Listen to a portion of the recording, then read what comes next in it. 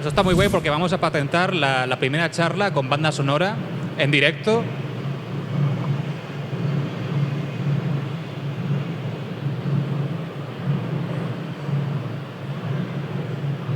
La que hemos tenido el mejor acompañamiento, ¿eh? Sí, sí, los tambores del juicio final. Esto es maravilloso. Los tambores del apocalipsis. No sé si está pasando línea 12 o se está acabando el mundo y ya están sonando las trompetas. Es maravilloso. De no sé qué sambódromo al lado. Bueno, Joder. Cooper, ¿qué? ¿Empezamos o qué? Bueno, habrá que empezar a darle caña, ¿no? Ahí vamos. Al asunto. Bueno, pues bienvenidos y bienvenidas tanto a quienes estáis aquí como a quienes nos estáis viendo desde casa a esta charla desde Japan Week en Madrid, en el que, bueno, mi compañero Ryoji, muy buena Ryoji, ¿qué tal? Aquí estamos, mucho gusto estar por aquí. En el que, bueno, pues vamos a tratar un poco de, bueno, ilustrar modestamente lo que hemos intentado hacer como un recorrido, pues, como ya bien dice la charla, ¿no? Desde el pasado, el presente y lo que creemos que podría ser el futuro de las visual novels, ¿no? Pues un género de videojuegos, aunque bueno, luego lo discutiremos también, esto de género, pero bueno, que a ambos creo que nos llama bastante, por no decir que nos flipa, nos fascina, etcétera, etcétera, etcétera. Y bueno, pues nos apetece compartirlo con vosotros y con vosotras, pues un poquito de información, ¿no? Que durante estos años que hemos estado disfrutando de muchas visual novels, pues bueno, hemos querido, lo que hemos podido recopilar, ¿no? Bien, es un sentido homenaje porque Exacto. va a haber mucho de nuestros gustos dentro de esta presentación, siempre acoplándose a la narrativa que estamos intentando llevar a cabo, pero es eso, es un repaso, es un homenaje y además pensamos que hay muchas facetas relacionadas con las visual novels que se desconocen a día de hoy y creemos que puede ser bastante interesante recordarlas y enfatizarlas. Así que, si te parece bien, empezamos con el primer punto. Si los Taiko lo permiten, podemos ir empezando. Pum, pum, pum. Bueno, ¿y qué es una visual novel, no? Aunque alguno ya sabrá más o menos de qué se trata, pero ¿es una visual novel un videojuego?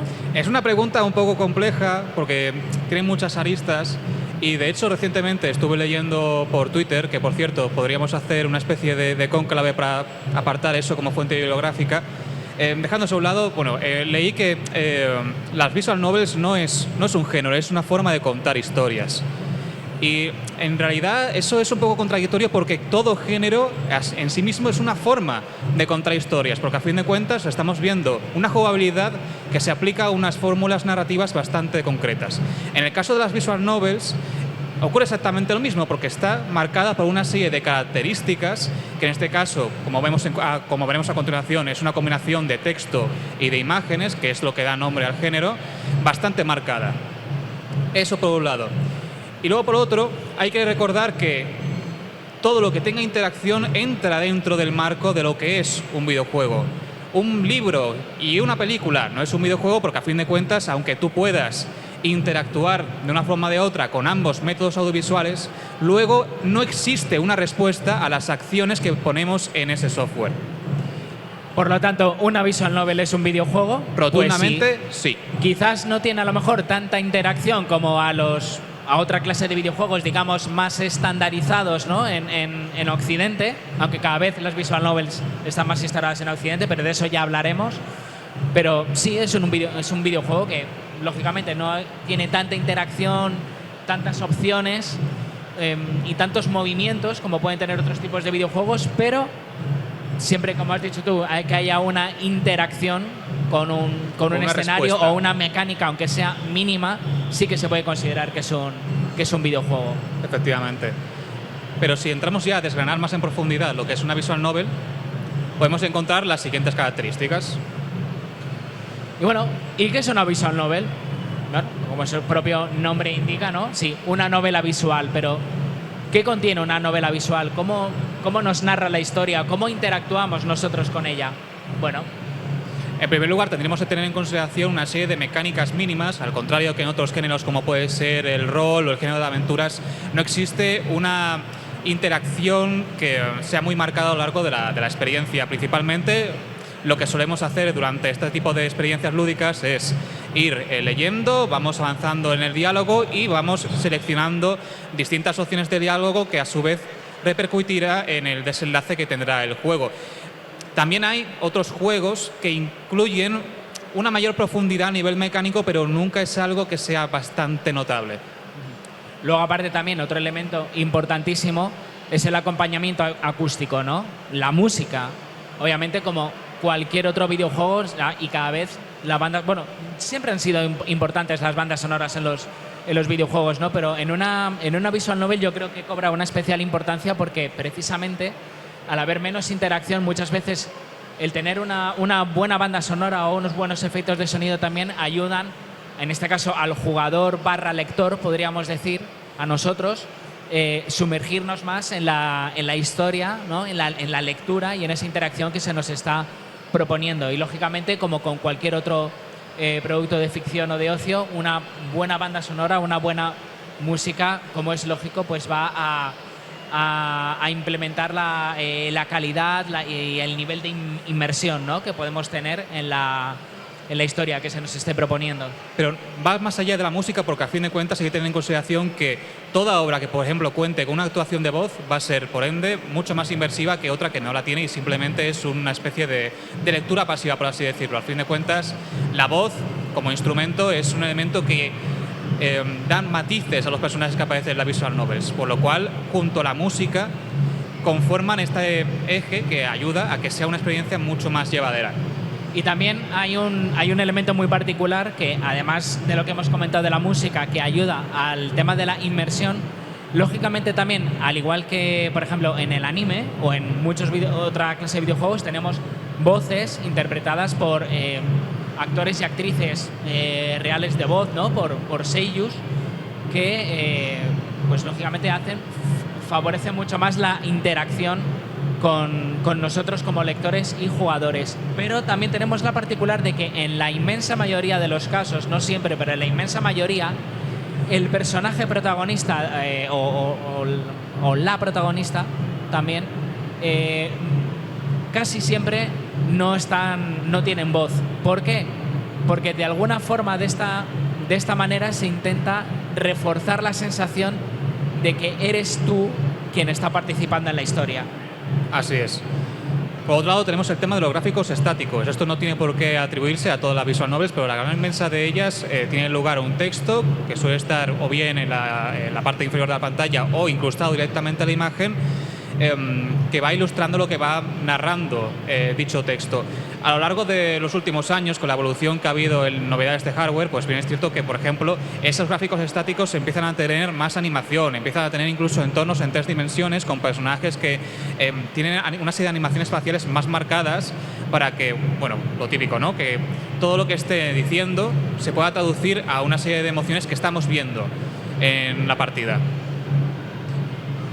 Entonces también, lo cual el tema también de los gráficos estáticos no tienen por qué apartarnos de la propia inmersión en la historia. Lo que sí que es verdad, y esto también lo comentaremos un poquito más adelante, es que progresivamente, según también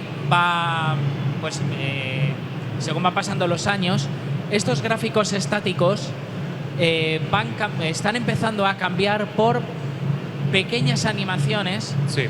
Que, si bien restan un poco lo que vendría a ser la propia novela visual y a lo mejor lo acerca más a un videojuego estándar, pero quizás a lo mejor también ayuda a lo mejor a un espectador o a un lector que a lo mejor no esté tan acostumbrado a esta clase de historias. Me refiero a animaciones, digamos, pequeñas, como por ejemplo pequeños parpadeos, movimientos del personaje, movimientos de la boca, cambios de expresión que en la mayoría de las veces cambia de un frame a otro. Aquí pues vemos una animación fluida, ¿no?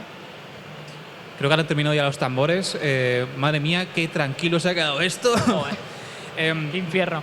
Bueno, continuando, tenemos también el tema de la perspectiva en primera persona, no solamente porque nuestro personaje no tenga una presencia directamente a la escena, en el sentido de estamos viendo la persona con la que estamos interactuando, estamos viendo el escenario en el cual nos encontramos, sino que se interpreta que las decisiones que tome ese personaje las vamos a interpretar nosotros, porque a fin de cuentas estamos, por así decirlo, poniéndonos en sus zapatos y ofreciendo esta interpretación para continuar en dicha historia. Y eso, a fin de cuentas, lo que va a hacer es crear una serie de ramificaciones que tendrán una consecuencia en el sistema de decisiones y rutas.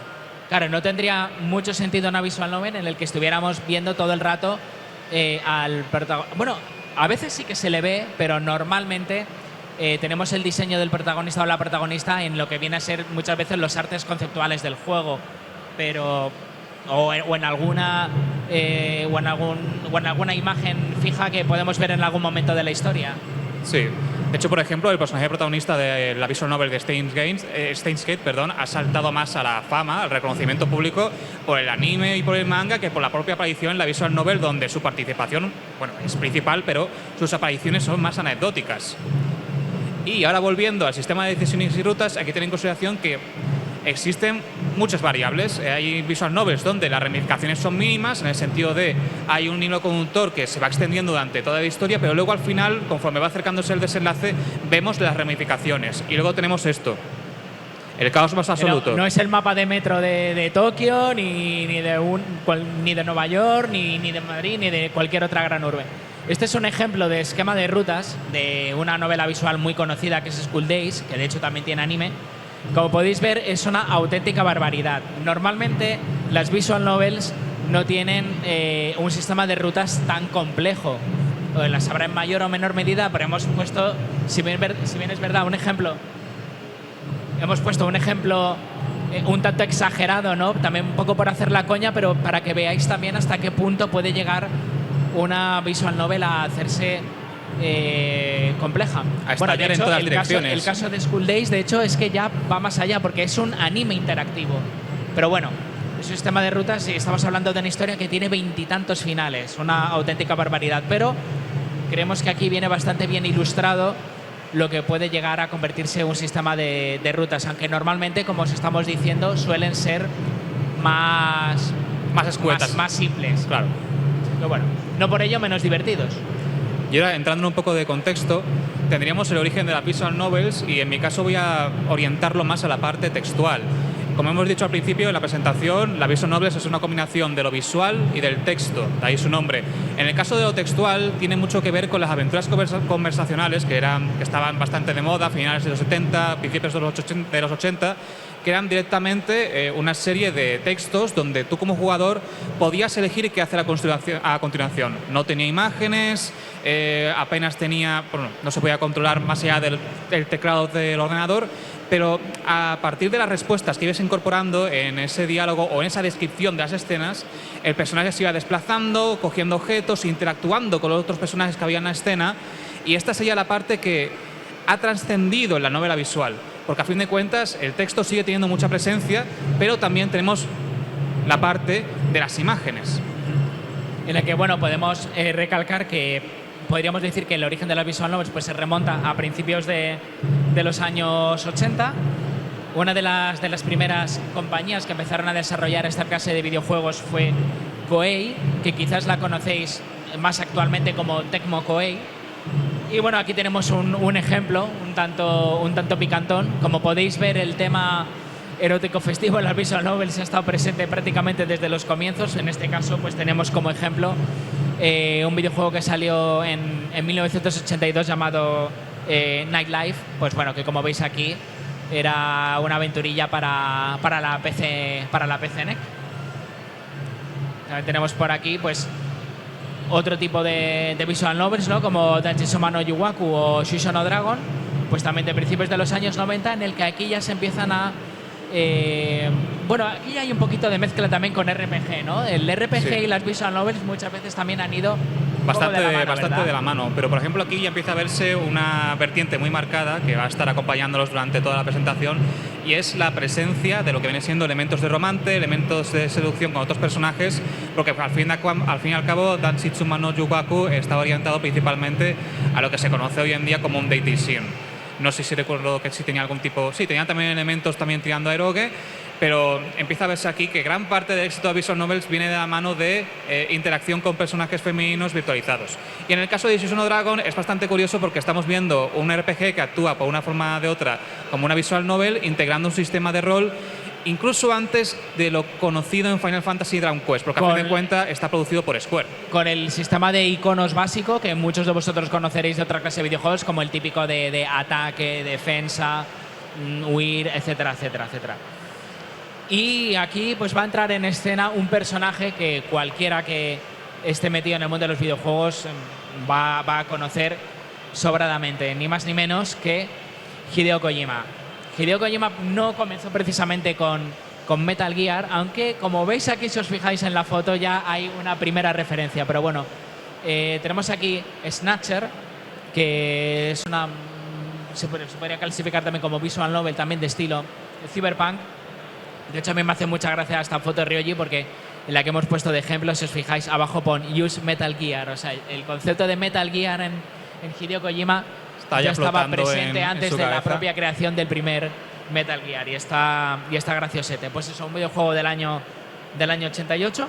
Sí. Y bueno, ya aquí sí que es verdad que ya se empieza a desarrollar más la historia, que a fin de cuentas es la chicha, ¿no?, de la visual novel, tener una historia también que atrape, apoyada por imágenes. Sí, como no, un genio como Hideo Kojima pues ya supo ver este germen, ¿no?, diría yo. Y luego también mencionar que, por ejemplo, en el caso de Metal Gear, la obra que va no inmediatamente posterior, pero prácticamente, hay que tener en consideración de que hay ciertos elementos que sobreviven de estos inicios con Snatcher. Porque a fin de cuentas, la herramienta del code con la cual empiezas a hablar con los distintos aliados que tienes más allá de las trincheras en las que estás metido, en este caso Shadow Moses, es puro texto. Estás interactuando, viendo la imagen del contrario, pero a fin de cuentas es un vehículo puramente textual que tiene, por así decirlo, también ese matiz de novela visual, aunque no podemos elegir, simplemente leer, pero también tiene esa presencia. Lo que pasa es que a continuación también las visual novels tuvieron una evolución, ya que si bien tuvieron un mayor crecimiento, como empezamos a ver lo que vienen a ser ya hoy en día. Porque si bien lo que viene a ser, digamos, la jugabilidad, paradójicamente, se empezó a simplificar a lo que viene viendo a ser, lo que hemos estado comentando, lo que viene a ser una visual novel. Sin embargo, las historias se empezaron a hacer, digamos, más complejas, ¿no? Se les empezó a dar más chicha, con mayor interacción de personajes, con tramas más desarrolladas, en fin, lo que ya venía a ser, lo que dentro de la historia, una novela. Sí. Ya requería más, pues sumergirte más en la historia, pero más bien en lo que es el esfuerzo de leer con esas imágenes de apoyo. Efectivamente. Y ya, por ejemplo, en el caso de To Her, de 1999, empezamos a ver lo que hemos dicho al principio. Las imágenes estáticas, el texto superpuesto por encima de la imagen y luego también ese ambiente escolar que va a ser bastante recurrente dentro de este género de videojuegos. Y aquí es cuando se obtuvo, ¿no?, la clave en 3 pasos o los 3 elementos fundamentales para crear una visual novel. Una buena historia, unos buenos dibujos y una buena música. ¿Y qué también condicionó que empezaran a surgir tantas y tantas y tantas visual novels en Japón en ese momento? Pues que eran unos videojuegos muy baratos de producir, por razones obvias. Imágenes estáticas, texto... Muy pocos recursos y no hacía falta contratar a muchos trabajadores para llevarlo a cabo. Y además que, a fin de cuentas, teniendo en cuenta que estábamos viviendo en la efervescencia de Internet, el proceso de producción y distribución de las novelas visuales era mucho más llevadero y fácil. Era una especie como de win-win, podríamos decir, ¿no? O sea, poca inversión y encima un juego que tenía, digamos, chicha temática, por así decirlo. Bueno, por ejemplo, aquí, pues esta filosofía que os estamos comentando, bueno, un clásico como Policenauts o To Heart, que es uno de los primeros dating sims emotivos que surgieron ya, pasamos ya a los 90, ¿no? Pues una compañía muy importante en su momento como fue Leaf. Y yo creo que ya es momento también de hablar de las temáticas principales de las visual novels, ¿no? O también los géneros temáticos que encontramos en esta clase de historias. Sí. Empezaríamos primero por la producción artística. Muchas de las visual novels son metanarrativas. Es muy curioso saber que en el mercado hay piezas como Deep Drops que directamente hablan de cómo se trabaja en la industria, no solamente dentro de la industria del videojuego, sino también dentro de la industria de la música, artística, etcétera, etcétera. Dentro de un tono más o menos autobiográfico donde los personajes van interpretando una serie de roles relacionados con ese entorno laboral. En este caso tenemos, por ejemplo, Teardrops, que es la historia de un grupo de música que se forma en un instituto y las relaciones que surgen entre ellos y ellas, básicamente. Luego tendríamos las experiencias oníricas y visionarias, aquellos escenarios más cercanos al sueño, al realismo mágico, a la fantasía, donde también imperan toques de surrealismo, como es el caso de Juno, que esta puedes tú contarla un poquito más, que sé que la has jugado. Pues probablemente. Probablemente, sí, lo afirmo. Básicamente, bueno, esta Juno es una novela, una visual novel bastante conocida. De hecho, ha tenido un remake hace un par de años para la PlayStation 4 y me parece que también que para Nintendo Switch. Y en esta novela visual aquí ya tenemos más complejidad porque ya no solamente por la temática que trata, ¿no? Como estás comentando tú, pues esas experiencias oníricas y visionarias que también se mezcla con el slice of life, sino porque ya también incluye un método de interacción con la historia, por así decirlo, que tiene forma de pues un dispositivo, ¿no? En el que, bueno, pues así tiene que interactuar con una serie de elementos que también se meten, paradojas temporales, en fin. Como no se haga con guía, es complicado, pero merece mucho la pena. Tiene muy buena historia. En el tercer caso encontramos la relación entre el individuo y la sociedad. Normalmente suele ser un individuo que por una circunstancia o por otra se encuentra aislada o aislado del mundo que le rodea y que tiene una opinión divisiva con la humanidad circundante. En el caso de Saya no Uta, no lo busquéis en Google por lo que más queráis, encontramos la historia de un hombre que por una circunstancia pues, se aleja voluntariamente de esa sociedad con la cual no se siente representado y tiene que elegir, por así decirlo, entre la persona que, por así decirlo, es la única que le comprende o el resto del mundo. Y así se crea también un debate bastante curioso sobre la individualidad nipona que, quieras que no. Por lo cual, en el mundo de las visual novels, al igual que en el cine o en la televisión, no está exento de la turbiedad. Ahí está. Y luego tendríamos la fantasía inspirada en el folclore europeo, que no tiene que ser únicamente en el folclore europeo, pero por un motivo es el más recurrente. También puede ser el japonés, que se me cae la botella, y de mal tipo de culturas, pero en este caso encontramos fantasías con elementos mágicos en la alta esfera medieval y en el caso que nos ocupa, en el caso de Fate, sería como el ejemplo más recurrente y conocido, que recientemente también ha tenido una republicación para dispositivos como Nintendo Switch, PlayStation 4 y 5 y demás plataformas. O sea, que sigue estando, por así decirlo, en la cresta de la ola. Sí, una IP conocidísima que ha conocido 1001 formatos, pero que donde comenzó como una visual novel. Para adultos, pero una visual novel. Sí, porque lo vemos muy bonito, pero la visual novel original de Fate Stay Night tenía cosas un poquito chungas. Sí.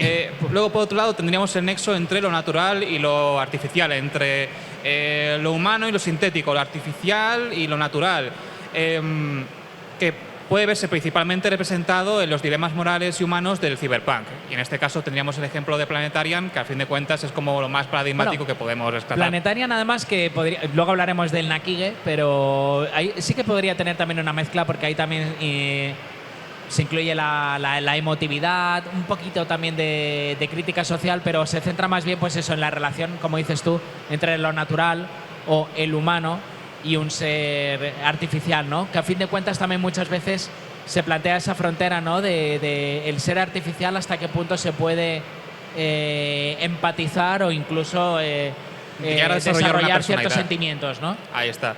Luego, en el sexto puesto, que esto ya es un cliché conocido por todos, tendríamos la amnesia, que está relacionada con traumas reprimidos. algún evento traumático que el personaje o los personajes que están junto a él han tenido durante su crecimiento, que ha provocado un estancamiento en su flujo de recuerdos y tiene que intentar ver qué está pasando y por qué su memoria se ha visto dañada. En este caso tenemos como ejemplo A Three My Dear Moments, que de hecho actualmente se está emitiendo el anime y está a punto de terminar, cuya protagonista también tiene también el tema de lo artificial, ¿no? Un androide. Sí. Pero bueno, aquí también entra el tema de la emotividad, de esos traumas del pasado, superarlos, una sociedad en declive, pero no un declive sucio, turbio y extremadamente chungo, sino que aquí es un declive, pues bueno, digamos más natural, por así decirlo, ¿no? Sí. Y luego, por último, tendríamos la experimentación y el contraste con distintos géneros de videojuegos, que es cuando la visual novel se coloca dentro de la jugabilidad de un juego que no tiene que ser nacionalmente de esta temática, para crear un contraste con el ritmo que estaba llevando hasta ese momento la jugabilidad. Y luego ya pasaríamos directamente al magro. A los géneros más conocidos que, si estáis acostumbrados con nuestros juegos, conoceréis de sobra. El primero de ellos podríamos decir que es uno de los géneros o temáticas que son los reyes, ¿no? de las visual novels, son los dating sim, ¿no? O lo que vienen a ser los simuladores de citas. Un género que a mí personalmente siempre me ha parecido que no me extraña en absoluto que haya surgido en Japón. Luego profundizaremos un poquito más en ese aspecto. Luego profundizaremos en ello, pero bueno, por comentar, bueno, pues aquí, ¿no? En Access Juegos, en el que cada protagonista pues tiene su propia ruta, que generalmente cada ruta está enfocada en un personaje femenino o masculino. Que al fin de cuentas, que está destinado que a raíz de las diferentes decisiones que tú tomes a lo largo del juego, acabes con una protagonista o con un protagonista o con otro, desembocando en un final en específico. Por lo cual, que hay una especial relevancia en este género, pues personajes que efectivamente encarnan intereses amorosos que, para destacarse, tienen personalidades muy marcadas, por lo cual aquí es donde entra el tema de los arquetipos. Que por supuesto, si también conocéis estáis acostumbrados a ver anime, habréis visto mogollón de personajes de características tsundere o yandere, etcétera. No hay que olvidar que efectivamente también esto es aplicable al género otome, que es lo mismo, por así decirlo, que un dating sim, pero a la inversa. En un dating sim tenemos a un protagonista que tiene la oportunidad de salir con muchas chicas, y aquí es al revés. Es una chica que está rodeada de chicos y puede contener contenido adulto o no, ya dependiendo de la obra a la cual nos estemos aproximando. Ahí depende. Luego, ¿por qué decimos que es un género que no nos extraña que haya aparecido en Japón? Vale, puede ser que las dating sim se traten de una vía de escape para una rutina de vida japonesa donde el trabajo y la escasa distracción social apenas tiene, tiene mucha presencia, en el sentido de que el japonés, como tiene poco tiempo libre, no tiene tiempo para socializar, no tiene tiempo para conocer chicas. Bueno, no tiene tiempo o no quieren. O está muy centrado en el trabajo. O no se atreven por timidez, que es que eso también es para… Puede ocurrir. La cuestión, podrían montar otra conferencia solo hablando de por esto. X o por A, ahora mismo en Japón hay una crisis demográfica de 3 pares de narices que se está convirtiendo en un asunto completamente insostenible, porque hay una amplia población que es de la tercera edad, que hay que mantener a base de, evidentemente, la producción que esté realizando pues las personas que sigan dentro del entorno laboral. Esto llevó a que Taro Aso, que era el primer exministro de Economía de Japón, dijera durante una conferencia que, bueno, que si los viejos de por favor podían empezar a palmarla, pues que muchísimo mejor. Entonces, pues nos encontramos ante un escenario un poco estrambótico. Así que… Y que puede ser el motivo por el cual los dating sim tengan esta alta presencia dentro de la cultura audiovisual. Sí, a fin de cuentas es una especie de…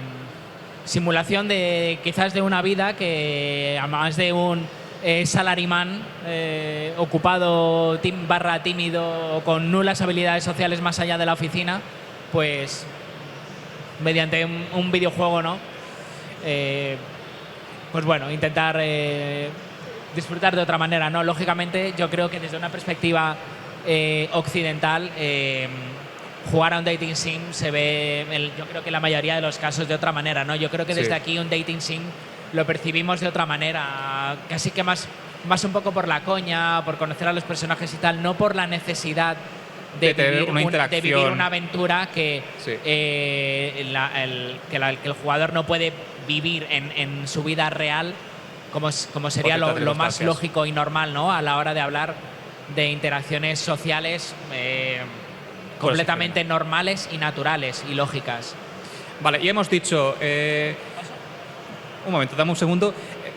Hemos dicho de que esto se queda dentro de la simulación, que no es extrapolable a la vida real, pero ¿estamos seguros de ello?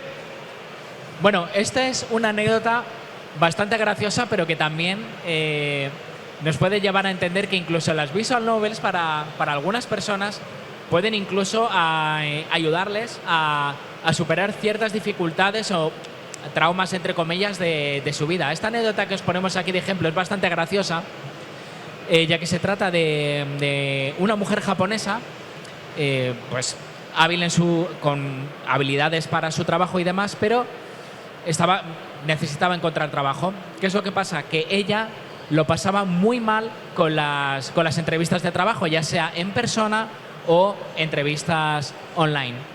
¿Qué le sucedía a esta mujer? Pues que era una ávida jugadora de visual novels y muy inteligentemente, creo yo, ella se montó pues este cachivache, esta carpetita con un texto que podría aparecer en cualquier visual novel, la cual cuando ella tenía una entrevista de trabajo o hablar con alguien que requiriera pues estar delante de una cámara, pues psicológicamente se ponía este simulacro, ¿no? Este filtro, ¿no? Que imitaba una visual novel y digamos que a ella le tranquilizaba y bueno, y le permitía interactuar de una forma, digamos, útil. Sí, más llevadero, hacer la experiencia mucho más llevadero. Así que bueno, bien está lo que bien acaba, creo yo, ¿no? Sí. Ahora seguimos con el tema de los géneros. Tenemos aquí al Nakige, que principalmente toca una serie de temas existencialistas, donde el personaje protagonista, por una serie de eventos, se ve obligado a tomar una serie de decisiones que tienen una especial presencia en su vida cotidiana. Mientras que en el anterior tenía una alta presencia, el cómo se relacionaba con los personajes de su entorno por un interés amoroso, aquí la trama se repercute más hacia un drama más individual. Sí, que pueden ser historias, o sea, un slice of life, pero que en vez de desarrollarse, yo qué sé, en un mundo de fantasía o con bichos extraños o poderes raros, es un slice of life, pero que a veces contiene elementos sutiles que obviamente no son naturales o realistas, que hacen que la historia tenga ese toque, pues a veces melancólico, o triste, o mágico, o evocador, ¿no? O sea, es como una fantasía sutil, pero que en este género es bastante efectiva y muchas veces es lo que hace que estas historias pues queden en el recuerdo de los fans. Sí. Has dicho antes que magia, porque a fin de cuentas entramos en un género que tiene una alta presencia de fantasía doméstica, que es todos esos escenarios que tienen lugar en nuestra realidad, pero que se incluyen ciertos elementos de fantasía para darle un poco de sabor, por así decirlo, a la mezcla, con lo cual esto contrarresta con lo que viene a continuación, que es el tema de las tramas cotidianas y emotivas, en el sentido de se va desarrollando una cotidianidad dentro de los personajes, pero hay elementos mágicos muy breves, muy sutiles. Y esto nos lleva también a algo muy lógico, teniendo en cuenta de lo que hemos hablado de la fantasía doméstica, es que estas historias suelen tener desenlaces conmovedores, lacrimógenos, bonitos también. Directamente depresivos como Coclanat. Sí, exacto, de esto de que necesitas el paquete de Kleenex al lado. Entonces, pues bueno, que también lleva, por cierto, a una característica también muy particular de este género, es que no suele tener contenido para adultos, porque yo sinceramente creo también que es que no le pega para nada a esta clase de historias. Entonces, pues creo que tiene lógica, ¿no? Normalmente estas historias son para todos los públicos. ¿Qué sí contiene contenido para adultos? El horror. No también solamente está muy estamos hablando- presente. Ahí está, no solamente por el tema de la casquería, sino también por el horror más psicológico, como puede ser el tema de, bueno, el terror que hemos visto recientemente con la visual novel de, ¿cómo se llamaba? El que han sacado recientemente para Switch. ¿Cuál? Emio el sonriente, Emio, sí, Emio el efectivamente. sonriente. Que es una saga que tiene sus orígenes en Famicom, que en lugar de optar por un contenido más sangriento y explícito, opta por un terror más psicológico donde tenemos que seguir la pista a un psicópata bastante perturbado y a raíz de ahí se genera una inquietud en el jugador. Mencionar también que curiosamente, a pesar de estar en un género más o menos de nicho, es una visual novel que ha sido producida por Nintendo y distribuida en español, que suele ser una rara avis dentro de este género. Que eso también, el tema del español, lo hablaremos un poquito más adelante también, que es importante. Pero bueno, dentro del horror, pues lógicamente el terror, ¿cómo no van a faltar temas clásicos del género? Pues como el ocultismo, los asesinatos, los fantasmas, tramas tipo incluso elementos del slasher, o sea, lo que podemos encontrar en cualquier película o serie de terror, pues lógicamente también se pueden incorporar a las visual novels. Y encima, normalmente, esta clase de historias suele tener mayor interactividad, como el ejemplo que tenéis en la imagen, una de las sagas más conocidas, que es Corpse Party, que de hecho este año va a tener una nueva entrega, pues es uno de los exponentes más representativos de las visual novels de horror, que también mezcla elementos de RPG, de ahí la mayor interactividad. Sí, a fin de cuentas, cuando metemos en la fórmula el tema de que nuestro personaje o los personajes que nos acompañan tienen que sobrevivir a la experiencia, pues evidentemente tenemos que añadir una serie de fórmulas jugables para garantizar, o en este caso, echar abajo o echar por tierra la supervivencia de los mismos. Se basan bastante en el tema del ensayo y el error. En el caso de Corpse Party, esto cristaliza bastante, en el sentido de interactuamos con un objeto, nos mata, vale, ya sabemos que esto no podemos volver a tocarlo en la vida, o directamente tomamos una decisión, es terrible, vale, pues en el próximo ciclo de partida no la tomamos. Sigue estando presente el tema de las decisiones, ¿no? Que es ineludible en las visual novels. De ahí el énfasis también en el ensayo y el error. Sí. Y luego, por último, mencionar de que el contenido para adultos no tiene que estar relacionado únicamente y exclusivamente con el tema de la violencia, sino también con la sexualidad, como es el caso del ejemplo que tenemos aquí presente, que es Baby Black. Bueno, sí. No lo busquéis todavía. Cuando terminemos la charla ya buscáis lo que queráis, pero de momento, por favor, soltad los móviles. Y las manos también. Y bueno, yo creo que ahora viene el género estrella, ¿no? Podríamos decir, ¿o no? Bueno, se viene. Doy fe. Chan. ¿Cuál creéis que es? Estamos hablando de visual novels, pues no podía faltar. Aquí todo el mundo es adulto, ¿no? ¿Todos mayores de 18? Esperemos que sí, porque Creo si no que tenemos sí, ¿no? un problema. Bueno, está censurado, bueno, sí que está ningún tipo de censurado, problema. No asustarse. Bueno, dale. Pues cómo no, el eroge. Inevitable. Me he dado cuenta de una cosa, y es que en la censura podríamos haber puesto el logo del ramen y así hacemos un poco de posicionamiento de marca. Pero bueno. Podemos haber puesto el bol de ramen, pero bueno. El eroge. A ver, cualquiera que conozca el mundo de las visual novels sabe que el eroge, yo me atrevería a decir que es el género más reproducido, nunca mejor dicho, el que más títulos tiene de este género, ¿no? Aunque se pueda mezclar con otros, eso no quiere decir, porque el eroge se puede mezclar con otra clase de tramas, pero bueno, vamos por la base. Obviamente el eroge suele representar tramas que se suelen desarrollar, que no impide que haya buenas tramas, pero se suelen desarrollar para dar rienda suelta al hentai, ¿no? Digamos a las escenas X, a las escenas para adultos. Es decir, es donde muchas veces desemboca parte al menos del contenido de la trama. De ahí también lo que os comentaba, ¿no? Con las intersecciones con otros géneros, ¿verdad? Sí, o sea, como pone un poco más abajo, mientras que el dating sim estaba destinado a quiero enamorar a X persona, aquí está destinado al encuentro sexual con el interés amoroso, o en este caso más tirando a lo pasional. Sí. O incluso a la turbiedad también, que hay cada cosa también por ahí que telita. Hay de todo. Por suerte o por desgracia hay de todo.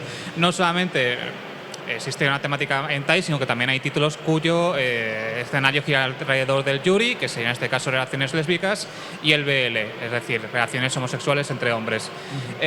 Luego también, como hemos dicho, es el género más fructífero porque es el que más producción de videojuegos hemos visto y podemos ver en tiendas.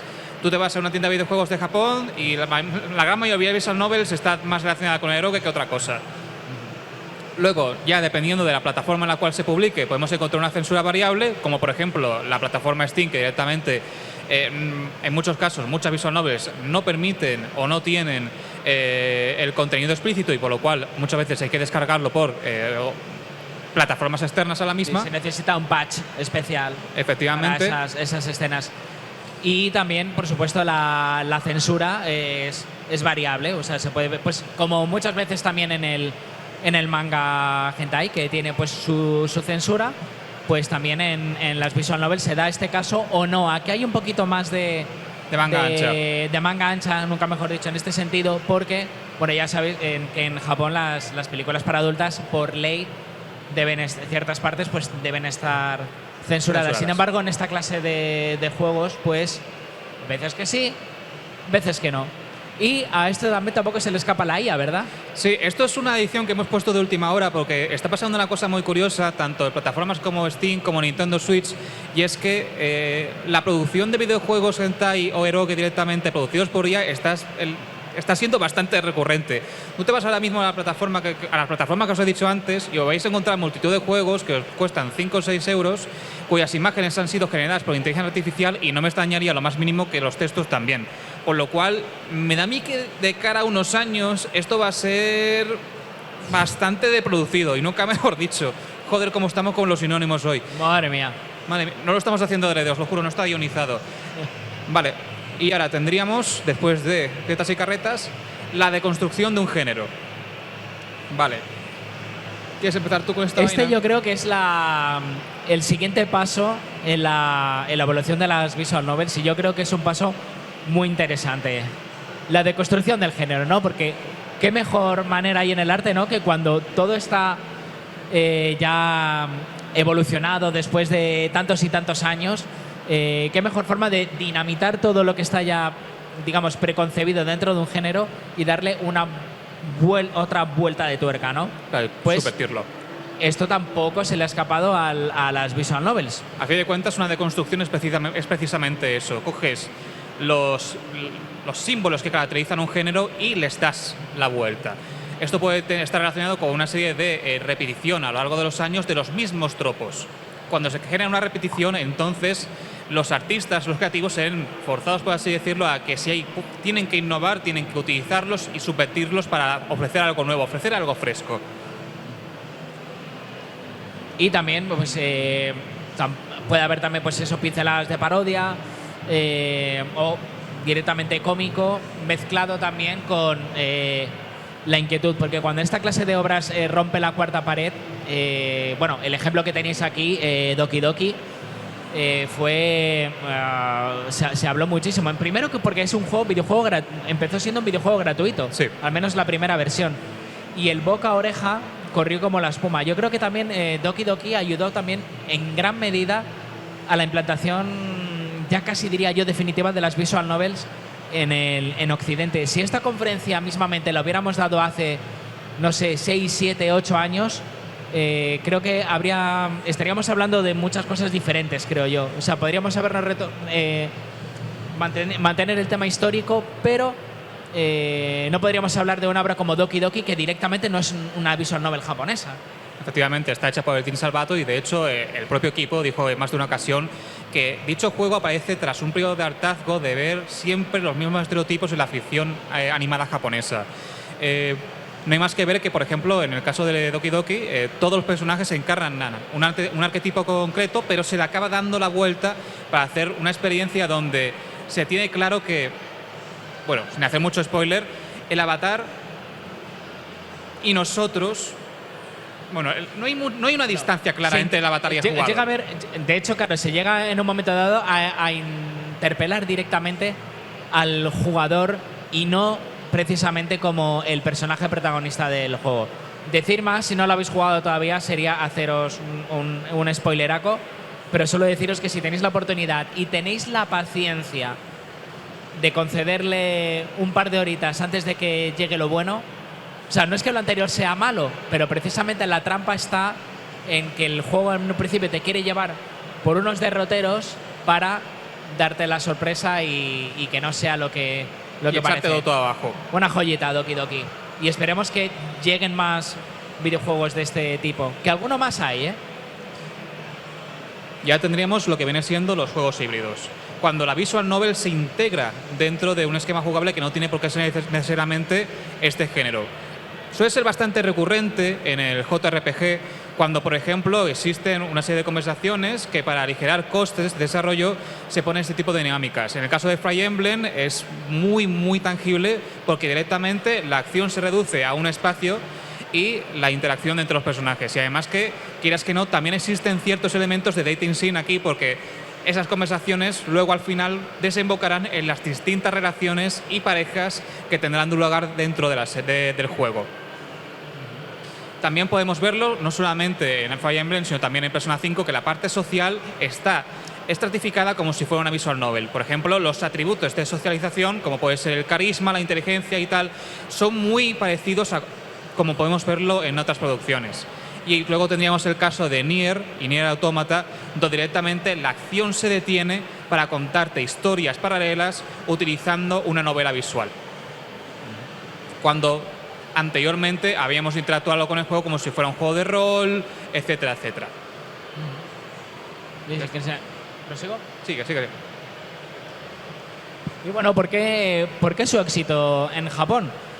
Como hemos comentado antes, hay una exagerada oferta de títulos. Mira que estamos diciendo que cada vez van llegando más títulos a Occidente, pero es que estamos hablando literalmente de cientos y cientos y cientos de miles de visual novels que existen en Japón, y de esas, sí, pues una parte, pues bueno, se han empezado a llegar a...